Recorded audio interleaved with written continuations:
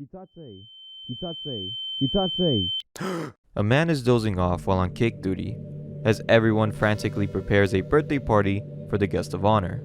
The mystery person is outside the door, so the party guests forcefully put on unsettling grins, except for the cake bearer. The door swings open, and the birthday boy wearing a paper crown walks in on the guests screaming, "Happy birthday."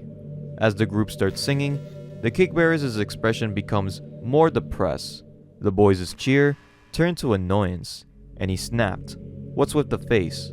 A guest tries to warn him, urging him to smile, but the man has had enough, as he drops the cake on the ground. The boy glares up at him and cheerfully declares the death penalty. This is the intro to Grimace, released in 2023 by Katsumata Hiroki. And sadly, we're not talking about the mascot. It's a survival horror series about a family moving into an apartment complex with a strange rule. Whenever you're in front of the owner, you must always smile. The premise at first seems very interesting, with the family trying to find a way to escape the apartment. But the series has gotten a very bad rep from fans, leading it to get axed within 3 volumes. The series was so bad that not even the fan translator didn't want to continue the series. So today, let's dive into the first volume of the series and find out if Grimace deserves all that hate that it gets. But if you guys want to see more anime content like this one, then why not go down and hit that subscribe button. Also, we now have a Discord server, so go down in the description below and join to get updates on live streams, videos, future projects, and merch. I'll also be going live every single Saturday at 6 p.m. here on YouTube. But since I live streamed this week, the next live stream I'll be doing will be on July 13th. But without further ado, let's get on with the video.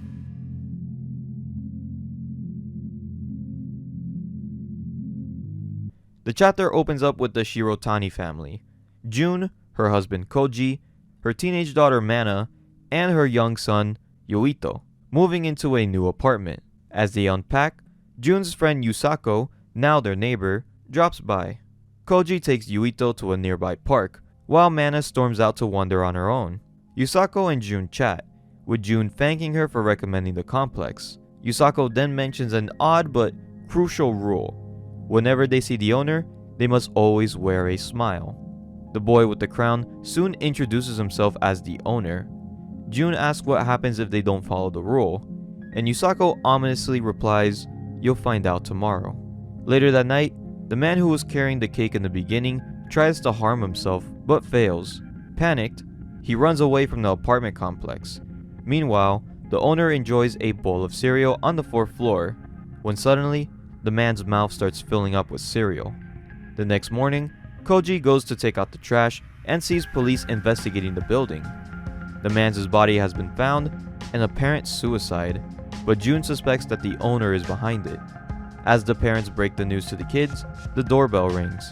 Yusako appears in a panic, asking if they talk to the police. Before June can answer, a hand is placed on her shoulder, and she forces a smile.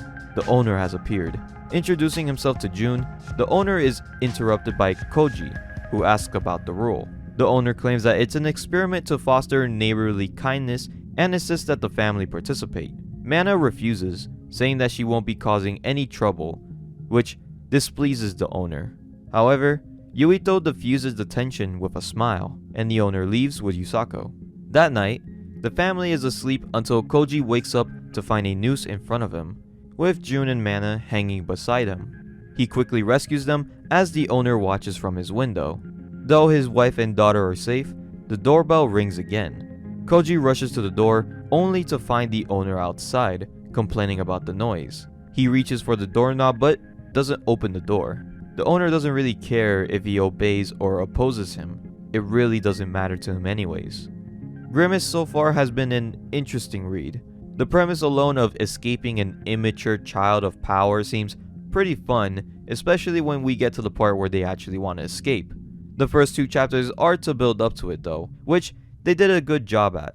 I love the family that we're following. They're just a happy family with the exception of the daughter, who isn't mean. She's just going through a very hard time moving into a new place, which is really relatable. The owner is definitely the most intriguing character though. From what we've learned in these 2 chapters, I say he's just a childish brat that meant good in the beginning but then turned into a power-hungry murderer. And that's all we know about him. We don't know his name, his origins, or even how his powers work, and we probably won't know any of this until the end of the series. All we can do now is just speculate, but I find that to be one of the best ways to experience a series like this.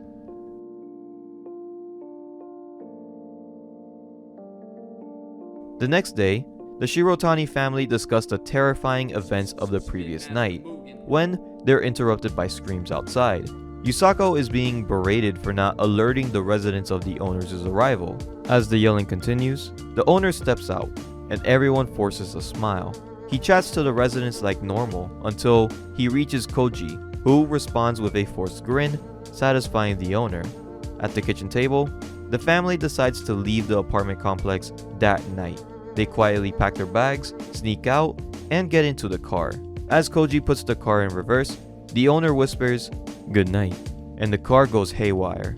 Koji's legs move against his will as the car drives uncontrollably, with the family panicking inside.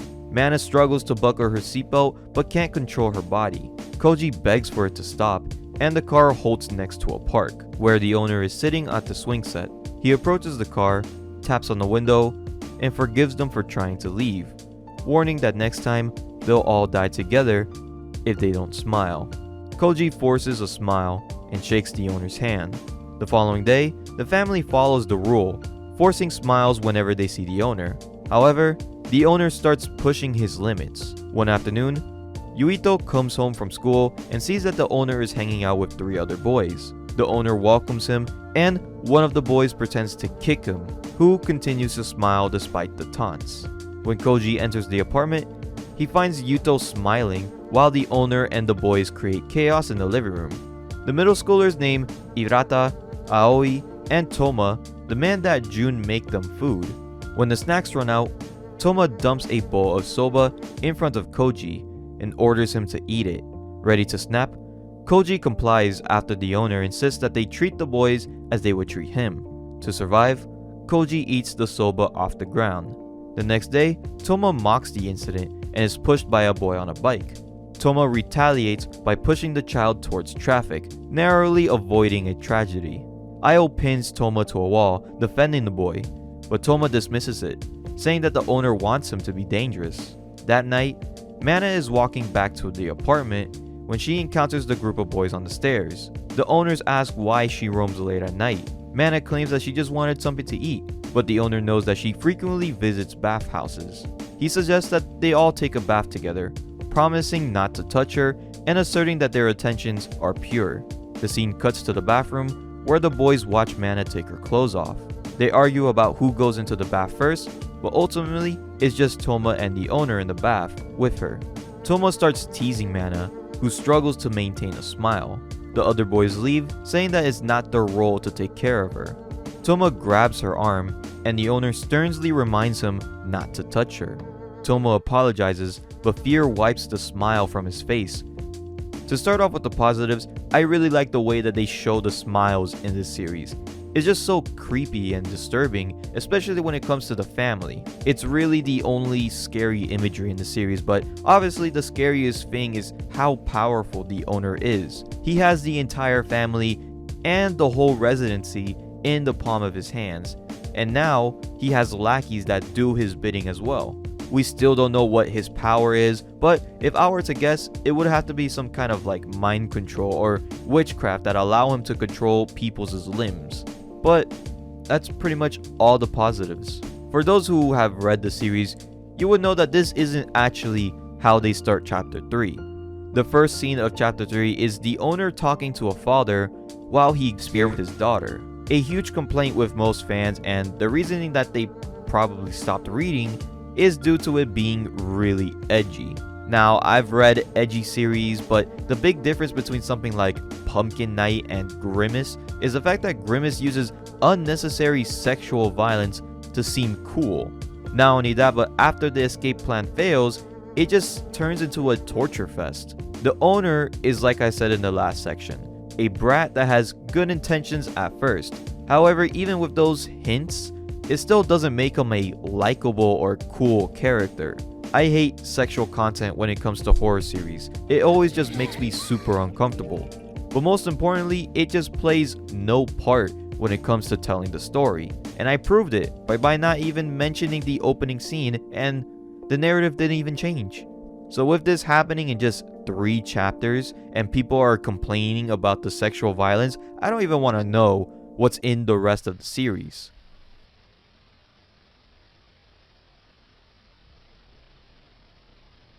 We return to the bathroom scene. Toma apologizes again, and the owner forgives him, calling him a special friend. The bath ends, and Mana goes to bed. The next morning, Toma's mother confronts the owner, demanding to know where her son is. The owner doesn't know anything. Desperate, she pleads for her son's forgiveness as it was just one mistake, mentioning that her son is a courtier. The owner coldly replies, this wasn't his first mistake. Just then, Toma's mother receives a call from the police. They found Toma's body by a river. The detective provides details of his death, and though she wants to snitch on the owner, she hesitates and claims that it's just nothing. The owner then calls Aoi, who addresses him as Mr. Mitomo. They discuss Toma's interference with Mitomo's revenge. Meanwhile, Mana returns home, only to find that the owner is waiting for her on the stairs. They have a tense conversation over cereal, where he apologizes for Toma's behavior, and admits that Mana's actions led to Toma's death.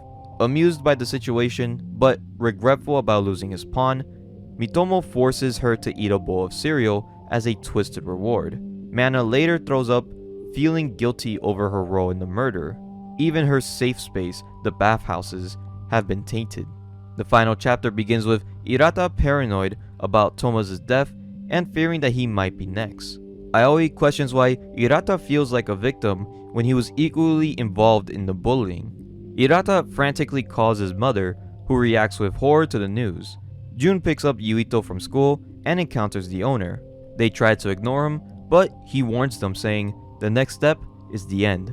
But then, Hirata and his mother walk by, smiling. Mitomo greets Hirata, who apologizes. Hirata's mother asks the owner to leave her son alone, explaining that he's still in shock after Toma's death. Mitomo calls out to Hirata, but they ignore him until he grabs Hirata's arm. His mother slaps Mitomo, declaring that she no longer cares about his threats.